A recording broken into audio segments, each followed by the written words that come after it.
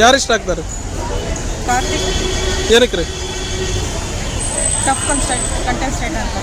ವಿನಯ್ ಸಂಗೀತ ಇವರಿಬ್ರು ಅಗ್ರೆಸಿವ್ ವಿನಯ್ ಸಂಗೀತ.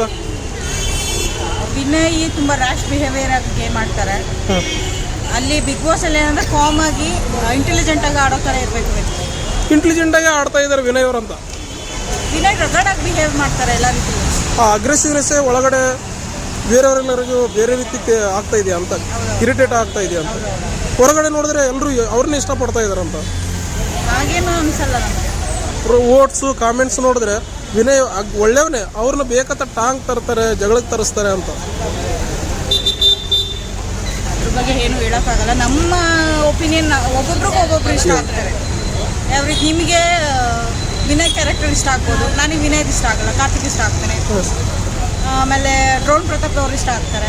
ಆ ಥರ. ಡ್ರೋನ್ ಪ್ರತಾಪ್ ಅವ್ರು ಏನಕ್ಕೆ ಇಷ್ಟ ಆಗ್ತಾರೆ ಅಂತ? He is a silent ಗಾಯ್.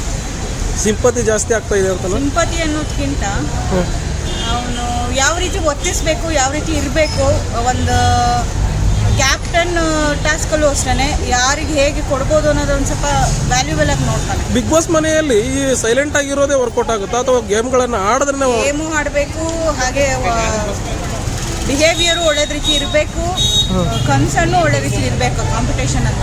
Drone Pratap ಅವ್ರು ಯಾವಾಗಲೂ ಎಮೋಷನಲ್ ಎಪಿಸೋಡ್ಗಳಲ್ಲೇ ಹೈಲೈಟ್ ಆಗಿರೋದು. ಹೌದು, ಕಣ್ಣೀರು ಎಪಿಸೋಡ್ಗಳಲ್ಲೇ. ಈ ಗೇಮ್ಸ್ ಹೈಲೈಟ್ ಮಾಡ್ತಿರೋದು ನೀವೇ ಬಿಗ್ ಬಾಸ್ ಅವರನ್ನೇ. ನೀವು ತೋರ್ಸೋದು ಹೆಂಗೆ ತೋರಿಸ್ತೀರ ಹಾಗೆ ನಾವು ಅಕ್ಸೆಪ್ಟ್ ಮಾಡ್ಕೋತೀವಿ.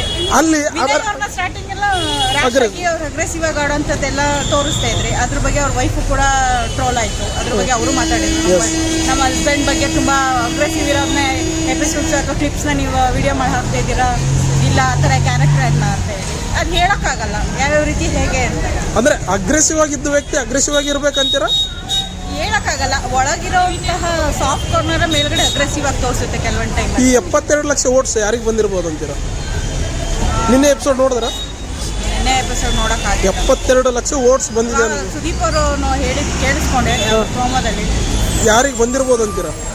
ಮೇ ಬಿ ಕಾರ್ತಿಕ್ ಅಥವಾ ಡ್ರೋನ್ ಪ್ರತಾಪ್. ಈ ಸಲ ಇವರಿದಾರಲ್ಲ ವಿನಯ, ಅವ್ರು ಯಾರು ಇನ್ನೊಬ್ರು ವರ್ತೂರ್ ಸಂತೋಷ್ ಅವ್ರಿಗೆ ಬಂದಿಲ್ಲ, ಹೇಳಿಲ್ಲ ಅವ್ರಿಗೆ ಬಂದಿಲ್ಲ. ಇನ್ನೊಬ್ರು ಹಸುಗಳನ್ನ ನೋಡ್ಕೊಳ್ತಾರಲ್ಲ, ಮೈಕಲ್ ಹಸುಗಳು ನೋಡ್ಕೊಳ್ಳೋರು. ವರ್ತೂರ್ ಸಂತೋಷ್ ಹಳ್ಳಿಕಾರ ಅವ್ರದ್ದಲ್ಲ ಅಂದ್ರು. ಹೌದಾ? ಯಾಕಂದ್ರೆ ಓವರ್ ಕಾನ್ಫಿಡೆಂಟ್ ಅಲ್ಲಿ ಇದ್ದೀರಾ ನೀವು.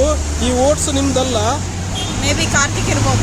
ಕಾರ್ತಿಕ್. ವರ್ತೂರ್ ಸಂತೋಷ್ ಅವ್ರದ್ದಲ್ಲ. ಹೋದ್ ಸಾರಿ ವರ್ತೂರ್ ಸಂತೋಷ್ ಅವ್ರಿಗೆ ಬಂದಿತ್ತು 32 lakhs. ಅದು ವರ್ತೂರ್ ಸಂತೋಷ್ ಅವ್ರದ್ದೆ.